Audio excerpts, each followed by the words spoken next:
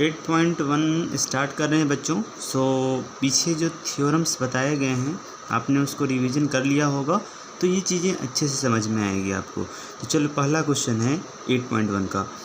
Question क्या है? The angles of a quadrilateral are in the ratio 3:5:9:13, then find all the angles of a quadrilateral.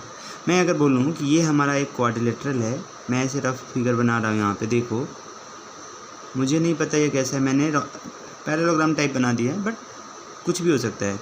Suppose ये है ABCD, तो ABCD quadrilateral है, तो यहाँ पे 4 एंगल दिख रहे हैं, चारों का आपको रेशियो दिया है। तो अब क्या लिखोगे यहाँ पे एज्यूम कर लो। एज्यूम क्या कर लेता हूँ मैं, देखो यहाँ पे क्या लिख रहा हूँ, सपोज द मेजर्स ऑफ 4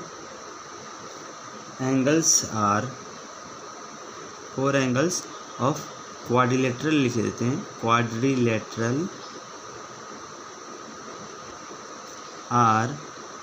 जो रेशियो है ना उसमें क्या करते हैं, इसमें सारे में x लगा देते हैं। आपको मैंने सिखाया है कि जब भी रेशियो हो तो उसमें उसके साथ एक वेरिएबल एसोसिएट कर दो, सो दैट वो यूनिक बन जाए। तो ये हो जाएगा 3x 5x 9x and 13x।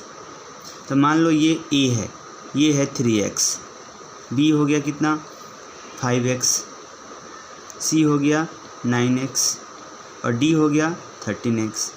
तो तुम खुद बताओ, अब तुम लोग इन चारों एंगल को अगर ऐड करोगे तो क्या आएगा। ये क्वाड्रिलेटरल है और क्वाड्रिलेटरल के चारों एंगल का सम कितना होता है 360 डिग्री। अरे सबको याद आ रहा होगा ना, ट्रायंगल का होता है 180, क्वाड्रिलेटरल का होता है 360। वैसे ही हम लोग आगे पेंटागन हेक्सागन का भी बता सकते हैं, बट वो हमारे काम का नहीं है। चलो, तो ये जानने के बाद हम यहाँ पे लिखते हैं from angle sum property of quadrilateral. क्या लिख सकते हैं हम लोग, 3x plus 5x plus 9x। अब प्लस मैंने एक ही साथ लिख दिया है, ये 13 है, 13 है, इसको थोड़ा सा समझ लेना, ये 13 है। तो प्लस क्या हो गया 13x इज इक्वल टू कितना आएगा 360 डिग्री। अब इसको सॉल्व कर लेते हैं, 5 3 8, 8 प्लस 9 17, 17 प्लस 13 30 हो जाएगा। तो 30x is equal to 360 degree. Therefore x is equal to 360 degree divided by 30। 0 से 0 कैंसिल, 3 से कितना आ जाएगा 12। तो x का वैल्यू कितना आ गया हमारा, x का वैल्यू आ गया 12 डिग्री। तो आप इसके हिसाब से एंगल निकाल सकते हो, x का वैल्यू आपको आ गया 12 डिग्री।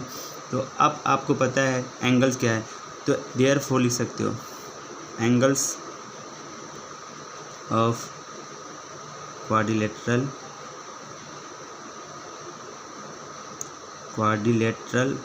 आर क्या होगा, 3x is equal to 3 into 12 कितना आएगा 36 डिग्री। इसी तरह से 5x is equal to 5 into 12 degree that is equal to 60 degree. इसके बाद आ रहा है 9x, तो 9x इज इक्वल टू क्या 9 into 12 degree that is equal to 12 9 से कितना हो जाएगा बताओ 108 होगा। इसके बाद लास्ट में क्या है, लास्ट में आया 13x, तो 13 इंटू 12 डिग्री कर लेते हैं। तो 13 इंटू 12 अगर मल्टीप्लाई करोगे तो 156 आता है, 156 डिग्री। तो यही हमारा चारों एंगल हो गए। तो इस तरह से इस क्वेश्चन को करना था। चलो इसको देखो, नेक्स्ट करते हैं। देखो बच्चों, ये क्वेश्चन नंबर 2 है 8.1 का। इसको अब हम लोग एक बार करते हैं। लिखा है if the diagonals of a parallelogram are equal then so that it is a rectangle.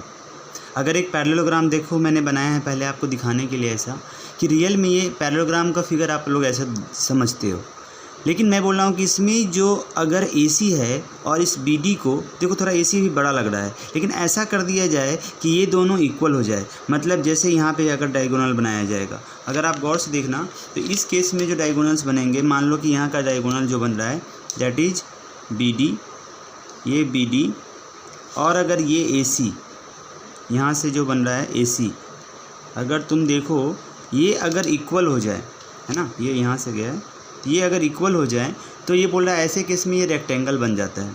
तो ये फिगर रेक्टेंगल कब हो जाएगा, जब दोनों डायगोनल्स इक्वल होंगे। यही हमें प्रूव करना है। तो मैंने लिखा है यहाँ पे given ABCD is a parallelogram, ABCD एक पैरेललोग्राम है in which diagonal AC is equal to BD। तो अगर ऐसा है जो कि यहाँ दिख रहा है तो इस केस में ये एक रेक्टेंगल होगा। देखो रेक्टेंगल और पैरेललोग्राम में बेसिक डिफरेंस क्या है, देखो अपोजिट साइड यहाँ भी इक्वल है, यहाँ भी इक्वल है, सामने वाला इधर का दो अपोजिट यहाँ भी इक्वल है, ये हम लोग जान रहे हैं रेक्टेंगल है अगर ये है तो। लेकिन यहाँ पे एक कंडीशन क्या है कि ये भी 90-90 होते हैं, ये 90-90 होते हैं। तो आपको कुछ ऐसा करना होगा जिसमें आप इसके हेल्प से ये बता दोगे कि ये दोनों एंगल्स जो हैं वो 90 डिग्री है, और ये वाला पार्ट यहाँ से 90 होते ही ऐसा फिगर बन जाएगा। तो मतलब ये इस सर्कमस्टांसिस के अंदर रेक्टेंगल है, ये हमें प्रूफ करना है। देखो मैं प्रूफ करता हूँ, समझ में आएगा। तो स्टार्ट करते हैं। सबसे पहले मैं क्या करता हूँ, ट्रायंगल चूज करता हूँ। मान लो ये यहाँ पे जो मिल रहे हैं ये O पे मिल रहे हैं, इसकी वजह से अभी ज़रूरत नहीं है, बट मैं ट्रायंगल चूज कर रहा हूँ ABC, और दूसरा ट्रायंगल चूज कर रहा हूँ BAD। तो लिख रहा हूँ in triangle ABC and triangle BAD। अब देखो यहाँ से AB, देखो इसको मैं अगर सेट करके समझाऊँ तो मैंने इसको चुना है ABC को, ये वाला पार्ट। इसको मैं रेड कलर से कर देता हूँ सो दैट आपको समझ में आएगा कि मैं क्या कर रहा हूँ। इधर से मैंने ये वाला ट्रायंगल चूज किया जिसको मैं ग्रीन कलर से सेट कर रहा हूँ। अब आप इसको समझते रहना। रेड और ये दोनों पार्ट कॉमन है, तो ABC एंड BAD। तो मैं क्या लिख रहा हूँ, देखो कि AB दोनों में कॉमन है, तो AB इक्वल टू AB मैं यहाँ लिखता हूँ कॉमन, ठीक है। इसके बाद देखो गौर से BC और AD, इसका BC इसका AD इक्वल होगा अपोजिट साइड की वजह से। BC is equal to AD, यहाँ पे लिख सकते हो अपोजिट साइड्स ऑफ पैरेललोग्राम, क्योंकि ये ऑलरेडी पैरेललोग्राम गिवन है यहाँ पे देख सकते हो, तो ये मैं लिख सकता हूँ। तो ये हो गया।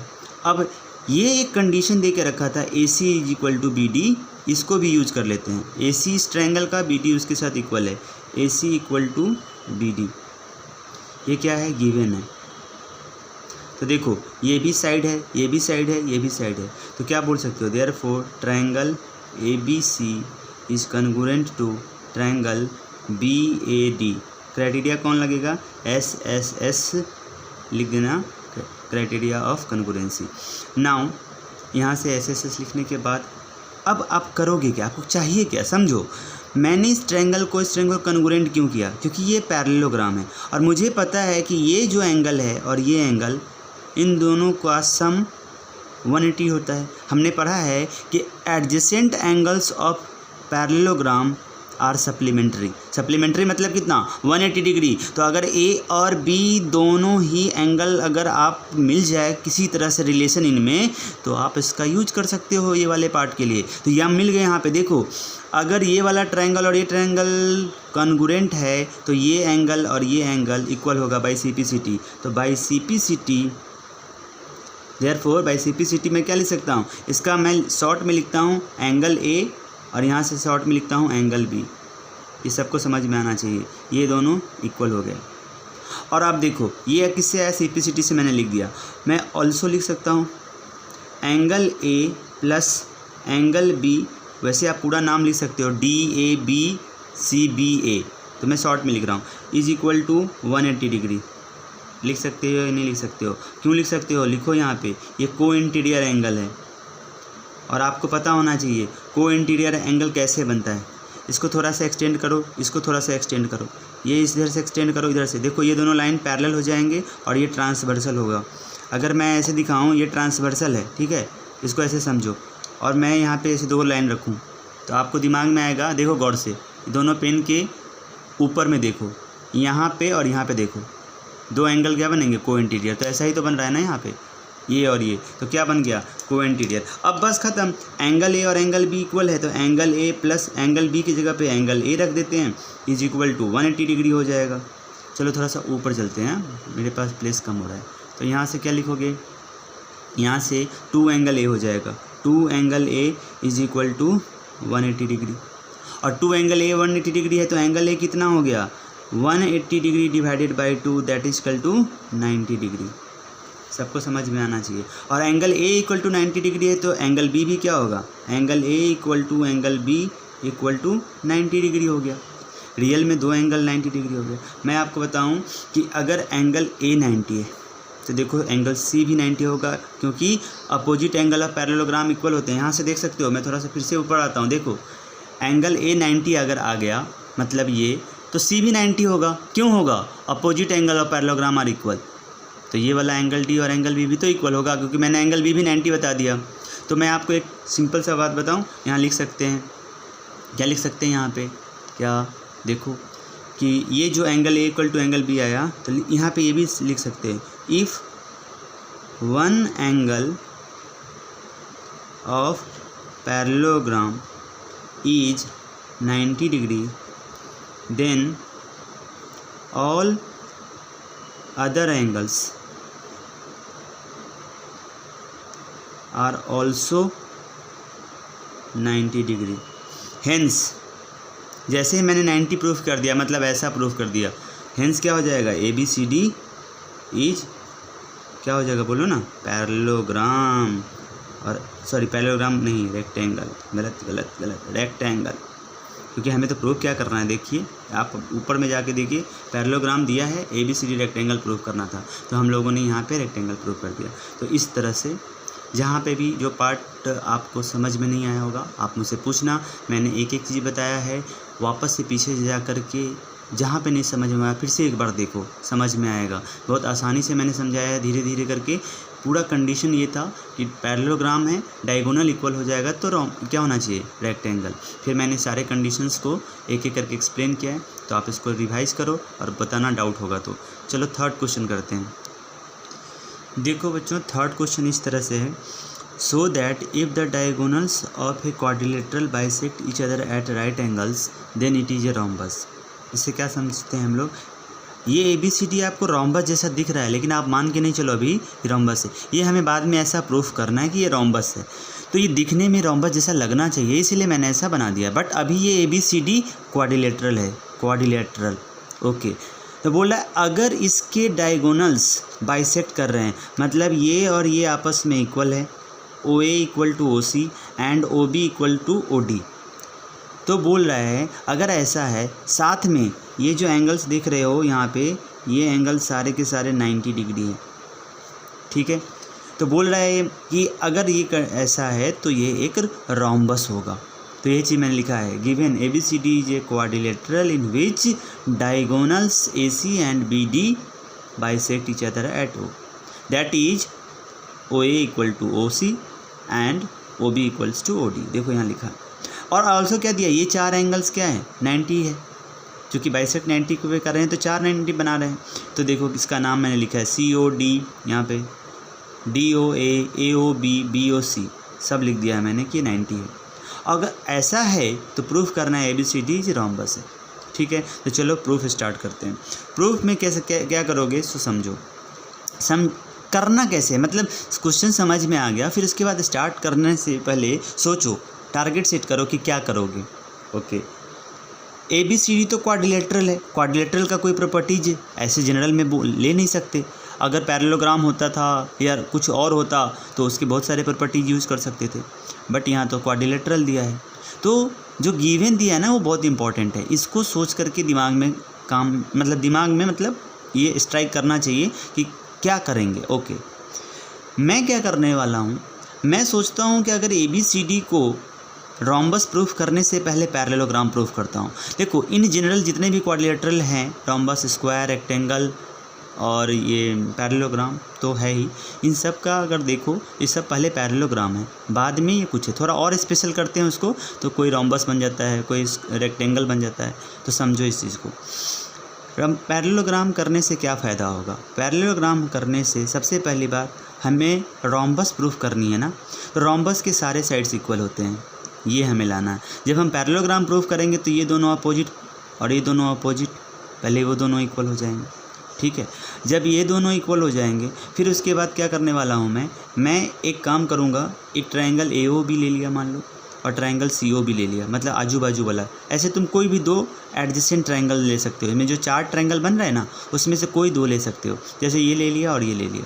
मैं क्या करूँगा, पैरेललोग्राम करके प्रूफ करूँगा कि ये इसके इक्वल है और ये ट्रायंगल में ये बताऊँगा कि ये इसके इक्वल है। तो खुद से सोचो, ये जब इसके इक्वल हो गया और ये जब इसको इक्वल हो गया तो ये भी इसके इक्वल हो गया, और पैरेललोग्राम की वजह से ये पहले ही इसके इक्वल था।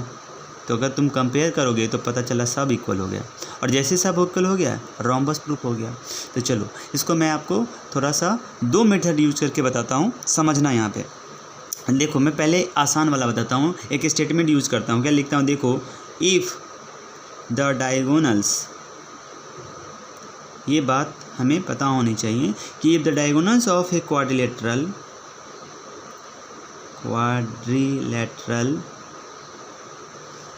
bisect each other, पहले सिर्फ बाइसेक्ट, 90 के बाद छोड़ो, सिर्फ बाइसेक्ट करता है, देन क्या होता है, इट इज ए पैरेललोग्राम, तो ये एक पैरेललोग्राम होता है। तो अपने कंडीशन में तो दिया है कि बाइसेक्ट कर रहा है, इसका मतलब क्या हुआ, therefore ABCD is a parallelogram, short में ऐसे लिख देते हैं पैरेललोग्राम। और अगर ABCD पैरेललोग्राम है तो मैंने बताया था आपको कि ये दोनों इक्वल होगा और ये दोनों इक्वल होगा। इसको लिख लो, देयरफॉर क्या होगा, this implies that AB is equal to CD and BC is equal to AD। ये इसको मैं 1 मान लेता हूँ। मैंने बताया कि ये AB जो है, इसको सिंगल मार्क करके बताता हूँ, ये दोनों आपस में इक्वल है, और ये डबल मार्क वाले ये दोनों आपस में इक्वल है। तो पहला टारगेट सेट हो गया, ये दोनों इक्वल हो गया।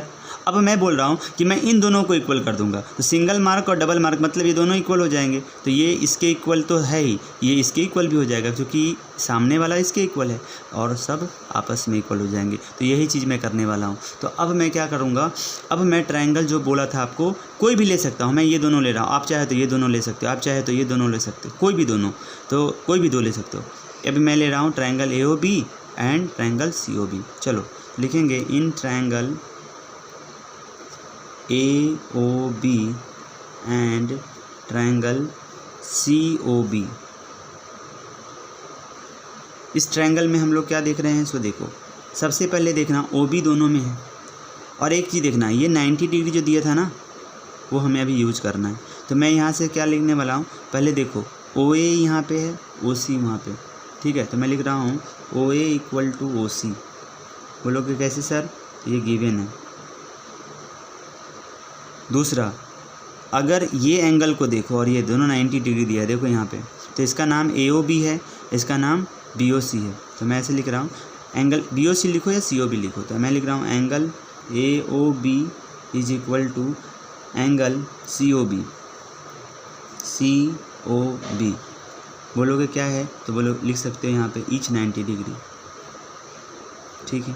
अब देखो OB को गौर से देखना, OB दोनों में कॉमन है, थोड़ा सा है ना, ऊपर चलते हैं, OB दोनों में कॉमन है, तो क्या लिख सकते हैं, OB equal to OB, reason common. अब कॉमन होने के बाद अब समझो यहाँ पे ये साइड है, ये एंगल है और ये साइड है, तो कौन सा क्राइटेरिया लग गया, साइड एंगल साइड। तो क्या लिख सकते हो, therefore triangle AOB is congruent to triangle COB। किस क्राइटेरिया से, side angle side criteria of congruency. और आप बोलोगे सर ऐसा किया क्यों, ऐसा इसलिए किया कि मैं CPCT से इन दोनों को यूज कर दूंगा कि ये दोनों इक्वल है। देखो यहाँ से AO, यहाँ से CO, ये दोनों एक साथ मिल रहे हैं, यहाँ से भी देख सकते हो। मुझे AB लेना है इधर से, फर्स्ट और लास्ट, तो इधर C और B आना चाहिए। देखो AB ये आ रहा है और CB यहाँ से आ रहा है, तो 1 to 1 मैच करके लिखोगे तो यहीं से बता सकते हो। देयरफॉर यहाँ पे हम लोग क्या लिख सकते हैं, AB is equal to CB। किससे आएगा, CPCT से। और ये जो AB is equal to CB आया है बच्चों, इसको 2 मान लेते हैं। और आप देखो यहाँ से आपने सिंगल मार्क को डबल के इक्वल कर दिया, डबल वाला ये दोनों था तो ये इसके भी इक्वल हो गया, और ये पहले से इसके इक्वल था तो ये दोनों भी आपस में इक्वल है। मतलब फ्रॉम 1 and 2 ये कंपेयर करके इस तरह से बताना है, डायरेक्ट लिख सकते हैं फ्रॉम 1 and 2 क्या है, we conclude that ABCD is a rhombus. तो मैं अब थोड़ा सा मुझे जगह चाहिए, मैं एक लाइन और ऊपर जाता हूँ, लिखते हैं यहाँ से कि देयरफॉर फ्रॉम 1 and 2 क्या लिख सकते हैं, we can say that ABCD is rhombus. समझ रहे, इस तरह से इसको करना था। तो इसको एक बार पूरा सिस्टमेटिक वे में एक एक लाइन को पढ़ो, समझो, लिखो अपने पेज पे, फिर उसके बाद इससे डाउट होता है तो फिर से यहाँ देखो, तब जाके ये चीज़ें समझ में आएगी। तो इस तरह से क्वेश्चन नंबर 3 को कर सकते हैं। इसका दूसरा पार्ट जो मैं बोल रहा था दूसरे तरीके से भी कर सकते हैं, वो थोड़ा सा समझाता हूँ, आप डायग्राम में आ जाओ, मैं ये चीज़ बताता हूँ करना क्या है। अभी जैसे देखो मैं क्या करने वाला था, मुझे तो इसको रोम्बस बनाना है, सबसे पहले ध्यान में रहना चाहिए रोम्बस, लेकिन रोम्बस बनाने के लिए मुझे पहले इसको पैरेललोग्राम बनाना था, ठीक है। तो तुम देखो पैरेललोग्राम तो ये बन गया था इस कंडीशन से, लेकिन इसके लिए मैंने स्टेटमेंट यूज़ किया, ये जो स्टेटमेंट है ना ये वाला यूज़ किया। अगर ये स्टेटमेंट तुम्हें मान लो if the diagonals of a quadrilateral bisect each other then it is a parallelogram, ये नहीं पता है तो क्या करोगे, तो प्रॉब्लम हो जाएगी ना, तब तो आपको समझ में ही नहीं आएगा कि क्या करना चाहिए। तो इसको समझने के लिए इसी पार्ट को मैं वापस से एक्सप्लेन करता हूँ, तो एक दूसरा डायग्राम बना के बताता हूँ। देखो इस जगह पे मैंने डायग्राम बनाया है अलग से, मैंने 2 ट्रायंगल यहाँ पे रेड कलर से सेट किए हैं और यहाँ ये वाला रेड और ये ग्रीन, समझो। यहाँ से मैं क्या कर रहा हूँ, मुझे ये बनाना क्या है कि इसको रोम्बस बनाना है, ABCD एक रोम्बस है। तो देखो मैं क्या लिख रहा हूँ यहाँ पे, in triangle AOB and triangle COD। बोलोगे सर ये क्या किया आपने, तो मुझे इसको पैरेललोग्राम पहले बनाना पड़ेगा, तो इसके लिए AOB और COD लिया है। अब इसको ध्यान से देखो, इसमें तुम्हें जो दिया है कंडीशन वो याद रखना, ये दोनों इक्वल है, ये दिया है और ये क्वेश्चन का पार्ट है, और ये दोनों देखो अपोजिट साइड बनेंगे, वर्टिकली अपोजिट, ये इसके सामने वाला वर्टिकली अपोजिट। तो मैं क्या लिखता हूँ, देखो OA इक्वल टू ये वाला OA इक्वल टू क्या हो जाएगा OC, और ये जो इधर का लेंगे पहले एंगल ले लेते हैं, angle AOB is equal to angle COD, ये क्या है ईच 90 डिग्री है, और ये वाला पार्ट क्या है गिवन है। यहाँ से हम लोग लास्ट वाला पार्ट इधर से लेते हैं, इधर का OB इक्वल टू उधर का OD, तो ये क्या आ जाएगा, ये भी तो गिवन है ना। तो आप देख सकते हो साइड एंगल साइड लग रहा है, तो हम लोग लेयर फोर क्या ले सकते हैं, ये वाला जो एंगल ईच 90 डिग्री भी ले सकते हैं, और यहाँ पे नहीं तो वर्टिकली अपोजिट एंगल भी लिख सकते हो, जो तुम्हारे मन में है लिखो, क्योंकि ये 90 दिया हुआ है तो इससे भी लिख सकते हैं और वर्टिकली अपोजिट से भी लिख सकते हैं। तो हमारा triangle therefore triangle AOB is congruent to triangle COD हो गया। रीजन क्या है यहाँ पे बताओ, side angle side criteria of congruency. अब ऐसा करने से आप बोलोगे ऐसा करके क्या किया आपने, तो मैंने ये किया कि AB is equal to CD है, मतलब यहाँ से AB is equal to CD बता दिया, ये इन्फॉर्मेशन नंबर 1 मान लूँगा। ऐसे ही सिमिलरली मैं लिख सकता हूँ, जो रेड कलर का ट्रायंगल उसको देखो, सिमिलरली वी कैन प्रूव,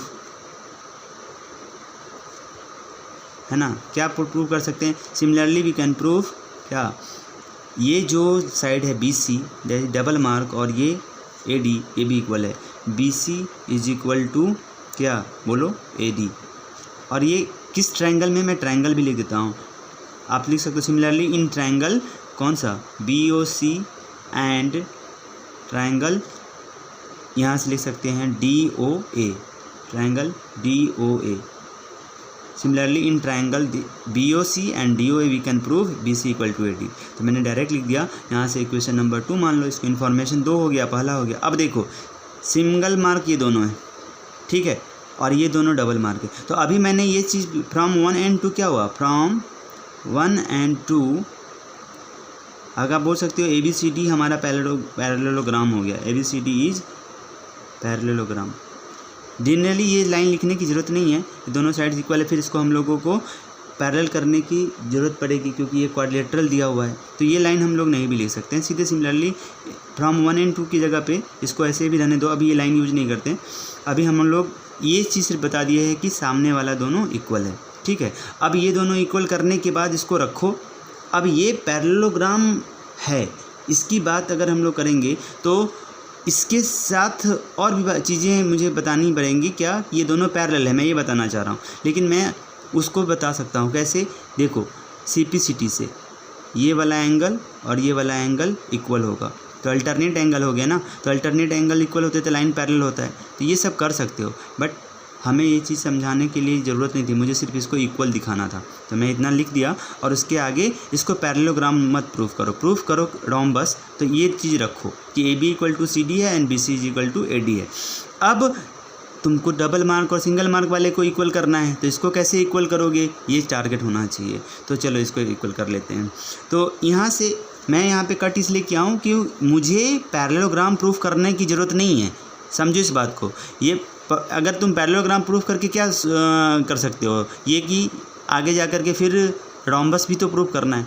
मतलब पैरेललोग्राम का प्रूफ करना वेस्टेज ऑफ टाइम है। सिर्फ हमें जो इन्फॉर्मेशन चाहिए, मुझे सिंगल मार्क और डबल को दिखाना है, तो मैंने ये दिखाया कि ये दोनों इक्वल है, ये दोनों इक्वल है, बस इतना ख़त्म। अब इसके आगे तुम चाहे तो लिख सकते हो, लेकिन ज़रूरत नहीं है उसकी, तो यहाँ तक रहने देते हैं। अब इस ट्रायंगल को जो हमने वहाँ पे किया था वो तो आपको फिर से करना ही पड़ेगा। मतलब वो वाला पार्ट क्या हो जाएगा, आपको फिर से रिपीट करना है, तो वो मैं नहीं करता हूँ, आप वहाँ जाकर देख लो। तो क्वेश्चन में जाकर के जो सेकंड पार्ट यहाँ पे देख सकते हो, ये जो मैंने किया है ना, यहाँ से ये AB = जो मैंने यहाँ पे लिखा है बच्चों, AB = CB है ना, ये वाला पार्ट ये यहाँ से आ जाएगा, यहाँ पे भी AB = CB। मतलब नीचे का पार्ट सिर्फ ये बताना था, ये अल्टरनेट मेथड है, अल्टरनेट मेथड, ठीक है।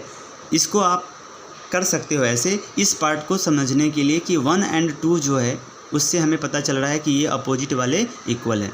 और ये चीज़ आप इतना पार्ट वापस से ऐड कर लोगे इसके ऊपर, ये वाले पार्ट में, ये जो हमने लिखा है इतना, इससे इतना पार्ट। तो ये पार्ट में क्या हो रहा है कि सिर्फ लाइन लिखने से मैंने लिख दिया था ABCD is a parallelogram, therefore AB = CD and BC = AD। देखो यही चीज़ मैंने यहाँ पे नीचे में लिखा है, यहाँ पे देखना AB = यहाँ से इसको प्रूफ करने के बाद, अभी इसको मैं पूरा तो नहीं दिखा पा रहा हूँ, ABCD BC AD, देखो यहाँ लिखा है सबसे लाइन नीचे वाले लाइन में AB = CD, देखो, और दूसरे वाले लाइन में BC = AD।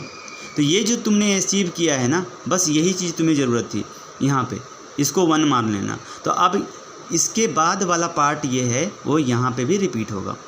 तो इसको सोचो, मेन बात है तुमको जो समझ में आया, पहला यहाँ पे कंप्लीट हो गया था, इसको जाके स्क्रॉल करके देख सकते हो पीछे जा कर के वीडियो में, ठीक है। इसको यहाँ से समझो, मैं बार बार बोल रहा हूँ, इस पार्ट को मैंने रिपीट किया है यहाँ पे, ठीक है। ये वाला पार्ट आप उसके जगह पे लिख के वापस से ये कर सकते हो, ये वाला पार्ट। तो इसको प्रैक्टिस करो, डाउट है तो पूछना, ठीक है। 3 क्वेश्चंस हम लोगों ने आज किया है, नेक्स्ट के जो भी क्वेश्चंस है वो हम लोग नेक्स्ट वीडियो में करते हैं।